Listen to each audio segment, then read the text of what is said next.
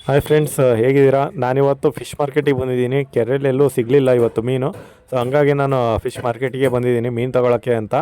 ಇವತ್ತು ಸ್ವಲ್ಪ ಮನೆಯಲ್ಲಿ ಏನಾದ್ರು ಸ್ಪೆಷಲ್ ಮಾಡೋಣ ಅಂತ ನಮ್ಮ ಅತ್ತೆಯರು ಕೂಡ ಬಂದಿದ್ದರು. ಸೊ ಹಂಗಾಗಿ ಬಂದಿದ್ದೀನಿ. ಇವಾಗ ನಮ್ಮ ಅತ್ತೆಯರು ಇವಾಗ ಶುಂಠಿ ಬೆಳ್ಳುಳ್ಳಿ ಎಲ್ಲ ಮಸಾಲೆ ಏನೇನು ಬೇಕೋ ಎಲ್ಲ ರೆಡಿ ಮಾಡ್ಕೋತಾವ್ರೆ. ಸೊ ಈಗ 1.5 kg ಮೀನು ಸಾಂಬಾರಿಗೆ ಮತ್ತು 1.5 kg ಫ್ರೈಗೆ ಅಂತ ತೊಗೊಂಡಿದ್ದೀನಿ. ಸೊ ಅದಕ್ಕೋಸ್ಕರ ಒಂದು 100 ಗ್ರಾಮ್ ಬೆಳ್ಳುಳ್ಳಿ ಮತ್ತು ಒಂದು 50 ಗ್ರಾಮ್ನಷ್ಟು ಶುಂಠಿನ ಇವಾಗ ಎಸ್ತಾ ಇದ್ದಾರೆ ಎಲ್ಲರೂ. ಈಗ ಮೀನೆಲ್ಲ ತೊಳಿತಾ ಇದ್ದೀವಿ. ಸಾಂಬಾರಿಗೆ ಗೌರಿ ಮೀನು ತಗೊಂಡಿದ್ದೆ 1.5 kg. ನೆಕ್ಸ್ಟು ಫ್ರೈಗೆ ಅಂತ ಜಿಲೇಬಿ ಮೀನು ತಗೊಂಡಿದ್ದೀನಿ. ಕಟ್ ಮಾಡ್ದಿರೋ ಅಂಥ ಮೀನು ಏನಿದಾವೋ ಅಷ್ಟು ಕೂಡ ಜಿಲೇಬಿ ಮೀನುಗಳೇ ಅವು. ಸೊ ಅದನ್ನು ಫ್ರೈಗೆ ಅಂತ ಬಿಟ್ಕೊಂಡಿದ್ದೀನಿ. ಆಮೇಲೆ ಅದನ್ನು ಮತ್ತೆ ಕಟ್ ಮಾಡ್ಕೊತೀನಿ ನಾನು. ಫುಲ್ಲು ಇಡೀ ಮೀನು ಫ್ರೈ ಮಾಡಲ್ಲ, ಎಲ್ಲರಿಗೂ ಆಗಬೇಕಲ್ವ. ಅದ್ರ ಬೇರೆ 1.5 kg ಅಷ್ಟೇ ಇರೋದು ಅದು. ಸೊ ಅದಕ್ಕೋಸ್ಕರ ಎಲ್ಲ ಇವಾಗ ತೊಳೆದು ಹಾಕ್ಕೊತಾ ಇದ್ವಿ ಮತ್ತೆ ಇನ್ನೊಂದ್ಸಲ ಕ್ಲೀನಾಗಿ.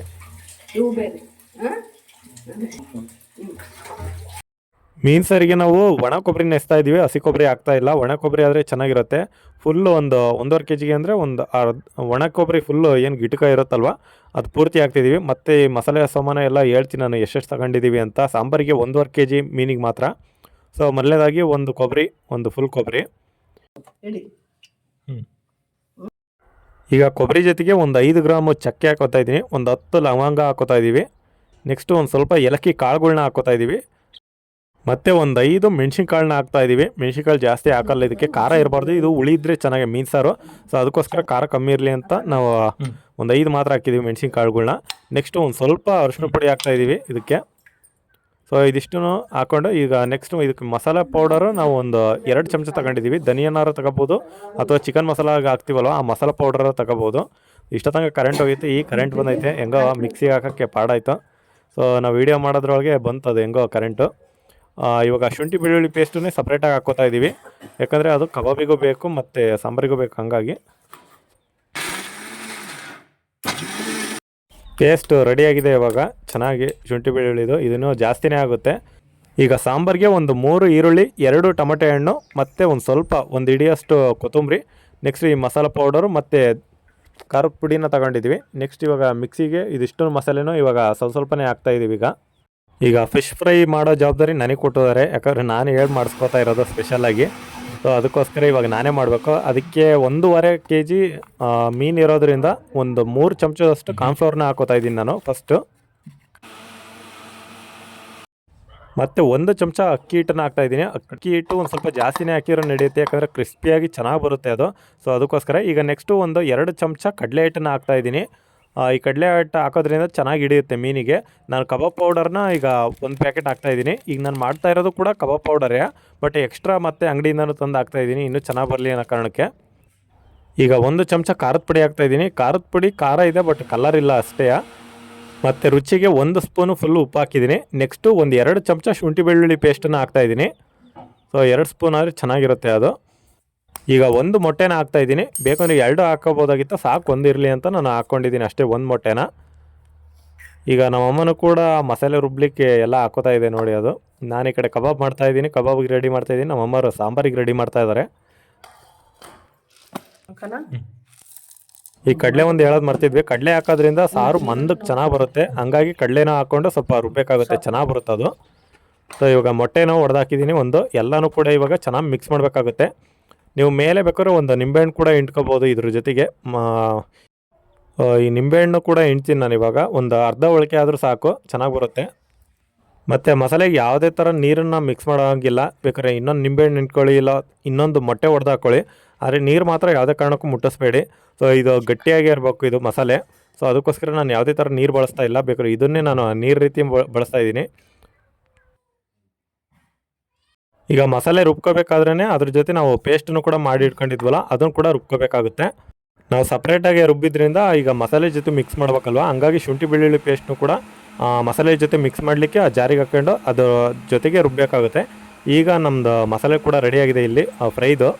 ಸೊ ಇವಾಗ ಮೀನಿಗೆ ನೆಕ್ಸ್ಟು ಹಚ್ಚೋದೆ. ಇವಾಗ ಎಷ್ಟು ಗಟ್ಟಿಯಾಗಿ ಈ ರೀತಿ ಗಟ್ಟಿಯಾಗಿರ್ಬೇಕು, ಹಂಗಾದರೆ ಮ್ಯಾರಿನೇಷನ್ ಇರುತ್ತಲ್ವ ಗಾಢ ಆಗುತ್ತೆ. ಫುಲ್ ತೆಳುವಾಗಾದರೆ ನೀವು ಮೇಲ್ಗಡೆ ಏನದು ಪದರ ಇರುತ್ತಲ್ವ ಬರೋದಿಲ್ಲ ಆ ಮೀನಲ್ಲಿ ಕರ್ದಾದ್ಮೇಲೆ. ಸೊ ಅದಕ್ಕೋಸ್ಕರ ಸ್ವಲ್ಪ ಗಟ್ಟಿನೇ ಇರಬೇಕಿದು.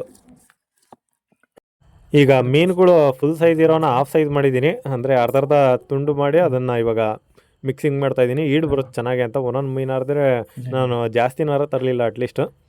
ಇವಾಗ ಇದನ್ನೇ ಒಂದೊಂದೇ ನಾವೀಗ ಮಸಾಲೆನ ನಾವು ಡೈರೆಕ್ಟಾಗಿ ಮೀನಿಗೆ ಮಿಕ್ಸ್ ಮಾಡೋದಕ್ಕಿಂತ ಒಂದೊಂದೇ ಮಾಡೋದ್ರಿಂದ ಚೆನ್ನಾಗಿ ಹಿಡ್ಕೊಳ್ಳುತ್ತೆ.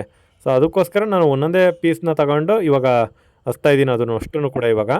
ಸೊ ಈ ರೀತಿ ಹಚ್ಚೋದ್ರಿಂದ ಚೆನ್ನಾಗೂ ಇಟ್ಕೊಳ್ಳುತ್ತೆ, ಎಲ್ಲ ಮೀನಿಗೂ ಕರೆಕ್ಟ್ ಆಗುತ್ತೆ. ಮತ್ತು ನಾನು ಮಸಾಲೆ ಮಾಡ್ಕೊಂಡಿದ್ದೀನಲ್ವ, ಕರೆಕ್ಟಾಗಿ ಆಗಂಗೆ ಮಾಡ್ಕೊಂಡಿದ್ದೀನಿ ಅದನ್ನು, ಯಾವುದೇ ರೀತಿಯಾಗಿ ಕಮ್ಮಿ ಅಂತೂ ಆಗಲ್ಲ.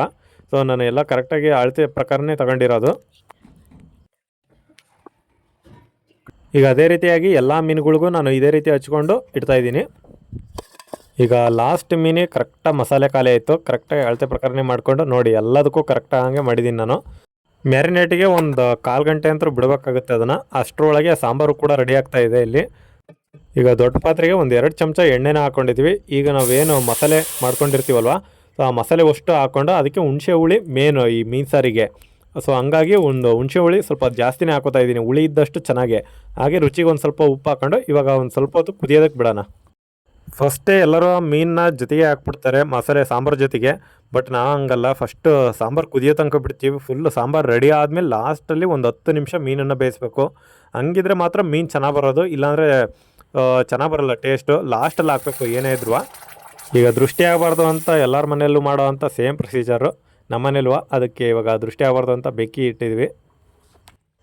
ಈಗ ಸಾಂಬಾರು ಕುದಿಯೋ ಗ್ಯಾಪಲ್ಲೇ ಮುದ್ದೆನೂ ಕೂಡ ಮಾಡ್ತಾಯಿದ್ದೀವಿ. ನಮ್ಮ ಕರ್ನಾಟಕದ ರಾಗಿ ಬಾಲ್ಸು ರೆಡಿ ಆಗ್ತಾಯಿದೆ. ಮುದ್ದೆ ಜೊತೆಗೆ ಒಳ್ಳೆ ಸಖತ್ತಾಗಿರುತ್ತೆ. ಮೀನು ಸಾರು ಹುಳಿ ಇರುತ್ತಲ್ವ, ಆ ಟೇಸ್ಟಿಗೆ ಮುದ್ದೆಗೂ ಒಳ್ಳೆ ಕಾಂಬಿನೇಷನ್ ಅಂತಲೇ ಹೇಳ್ಬೋದು. ಹಾಗೆ ಮುದ್ದೆ ಲವರ್ಸ್ ಯಾರ್ಯಾರು ಇದ್ದೀರಾ ನನ್ನ ಚಾನಲ್ಗೆ ಸಬ್ಸ್ಕ್ರೈಬ್ ಆಗಿ, ಲೈಕ್ ಮಾಡಿ, ಮತ್ತು ನಾನು ಮಾಡ್ತಾಯಿರೋ ವೀಡಿಯೋ ಪ್ರತಿಯೊಂದೊಂದು ಕೂಡ ನೋಡಿ ದಯವಿಟ್ಟು ನನಗೆ ಸಪೋರ್ಟ್ ಕೂಡ ಮಾಡಿ. ಹಾಗೆ ಸೊ ಇವಾಗ ಮುದ್ದೆನೂ ಕೂಡ ರೆಡಿ ಆಗ್ತಾಯಿದೆ, 2x ಸ್ಪೀಡಲ್ಲಿ ರೆಡಿ ಆಗ್ತಾಯಿದೆ ಅದು ಇವಾಗ. ಈಗ ನನ್ನ ಕೆಲಸ ಶುರು ಮಾಡ್ಕೋತಾ ಇದ್ದೀನಿ. ಸ್ಟವ್ ಈಗ ಫ್ರೀ ಆಗಿತ್ತು, ಹಂಗಾಗಿ ಈಗ ಮ್ಯಾರಿನೇಟು ಆಗಿದೆ ಚೆನ್ನಾಗಿ ಇವಾಗ ಮೀನು ಕೂಡ. ಸೊ ಈಗ ಮೀನನ್ನ ಜಸ್ಟ್ ಫ್ರೈ ಮಾಡೋದು ಅಷ್ಟೇ ಬಾಕಿ. ಈಗ ಸ್ವಲ್ಪ ಹಳೆ ಎಣ್ಣೆ ಮತ್ತು ಏನಾರು ಕರೆದಿರ್ತೀವಲ್ವ ಅದನ್ನು ಕೂಡ ಬಳಸ್ತಾ ಇದ್ದೀನಿ. ನಾವು ಅಷ್ಟು ದೊಡ್ಡ ಶ್ರೀಮಂತರಲ್ಲ ಒಂದೊಂದು ಪ್ಯಾಕೆಟು ಫುಲ್ ಪ್ಯೂರ್ ತಂದು ಹಾಕೋದಕ್ಕೆ. ಸೊ ಈಗ ಮೀನೆಲ್ಲ ನಮ್ಮ ಅತ್ತೆನೇ ಇವಾಗ ಮಾಡ್ತಾಯಿದೆ, ನನಗೂ ಕೂಡ ಸಪೋರ್ಟ್ ಮಾಡ್ತಾಯಿದೆ, ನಾನು ವೀಡಿಯೋ ಮಾಡ್ತಾಯಿದ್ದೀನಿ. ಈಗ ಮೀನೆಲ್ಲ ಚೆನ್ನಾಗಿ ಇವಾಗ ಕರಿಯೋಣ. ಫುಲ್ಲು ಲೋ ಫ್ಲೇಮಲ್ಲೇ ಇಟ್ಕೊಂಡು ಯಾವಾಗಲೂ ಮೀನನ್ನ ಕರಿಬೇಕು. ಮೀನಾಗಲಿ ಕಬಾಬ್ ಆಗಲಿ ಒಟ್ಟು ಕರಿಯೋ ಅಂಥ ಐಟಮ್ ಏನೇನು ಇರುತ್ತಲ್ವ ಎಣ್ಣೆಯಲ್ಲಿ, ಸೊ ಅದೆಲ್ಲ ಲೋ ಫ್ಲೇಮಲ್ಲೇ ಇರಬೇಕು. ಇಲ್ಲ ಅಂದರೆ ಮೇಲ್ಗಡೆ ಬೆಂದಂಗೆ ಕಾಣಿಸುತ್ತೆ, ಒಳಗಡೆ ಏನು ಬೆಂದಿರಲ್ಲ. ಮೇಲ್ಗಡೆ ಆ ಪದರ ಏನಿರುತ್ತಲ್ವ ಮಸಾಲೆ ಅದು ಮಾತ್ರ ಸೀದೋದಂಗೆ ಕಾಣುತ್ತೆ, ಬಟ್ ಒಳಗಡೆ ಮಾಂಸ ಏನೂ ಬೆಂದಿರಲ್ಲ. ಸೊ ಅದಕ್ಕೋಸ್ಕರ ಲೋ ಫ್ಲೇಮಲ್ಲೇ ಇಟ್ಕೊಂಡ್ರೆ ಮೇಲ್ಗಡೆ ಆ ಮಸಾಲೆ ಮತ್ತು ಒಳಗಡೆ ಇರೋವಂಥ ಐಟಮ್ ಏನಿರುತ್ತಲ್ವ ಎರಡೂ ಕೂಡ ಚೆನ್ನಾಗಿ ಬೇಯುತ್ತೆ. ಫುಲ್ಲು ರೋಸ್ಟ್ ಆಗೋ ರೀತಿಯಲ್ಲಿ ಚೆನ್ನಾಗಿ ಬರ್ತಾಯಿದ್ದಾವೆ ಮೀನು ಕೂಡ. ಟೇಸ್ಟ್ ಹೆಂಗಿರುತ್ತೆ ಅಂತ ತಿಂದಮೇಲೆ ಹೇಳ್ತೀನಿ ನಾನು. ಬಾ ನಮ್ಮ ಮನೆ ಬೇಕು ಆಗ್ಲಿಂದ ಹೊಟ್ಟಸ್ಕೊಂಡು ಕಾಯ್ತೈತೆ ಪಾಪ, ಅದು ಎಷ್ಟೊತ್ತಿಗೆ ಹಾಕ್ತಾರೆ ನನಗೆ ಫಿಶ್ ಅಂತ. ಅದು ಕೂಡ ತುಂಬ ಹೊಟ್ಟಸ್ಕೊಂಡ್ಬಿಟ್ಟಿದೆ ಇವಾಗ. ಈಗ ಫ್ರೈ ಕೂಡ ರೆಡಿ ಆಗ್ತಾಯಿದೆ. ಜಸ್ಟ್ ಇವಾಗ ಫ್ರೈ ಮುಗಿದಾದ ನಂತರ ಊಟ ಮಾಡೋದು ಅಷ್ಟೇ ಬಾಕಿ. ಎಲ್ಲರೂ ಇವಾಗ ಊಟಕ್ಕೆ ಕೂತ್ಕೊಂಡಿದ್ದೀವಿ, ನಮ್ಮ ಬೆಕ್ಕು ಕೂಡ ಕಾಯ್ತೈತೆ ತಿನ್ನೋದಕ್ಕೆ. ಓಕೆ, ನೋಡಿದ್ರಲ್ಲ ಹೇಗೆ ಅನ್ನಿಸ್ತು ನನ್ನ ವೀಡಿಯೋ. ಸೊ ನಿಮಗೆಲ್ಲ ಇಷ್ಟ ಆಗಿರೋ ದಯವಿಟ್ಟು ನನ್ನ ಚಾನಲ್ಗೆ ಸಬ್ಸ್ಕ್ರೈಬ್ ಆಗಿ, ಹಾಗೆ ನನಗೆ ಸಪೋರ್ಟ್ ಕೂಡ ಮಾಡಿ. ನಿಮ್ಮ ಸಪೋರ್ಟ್ ತುಂಬ ಮುಖ್ಯ. Thanks for watching.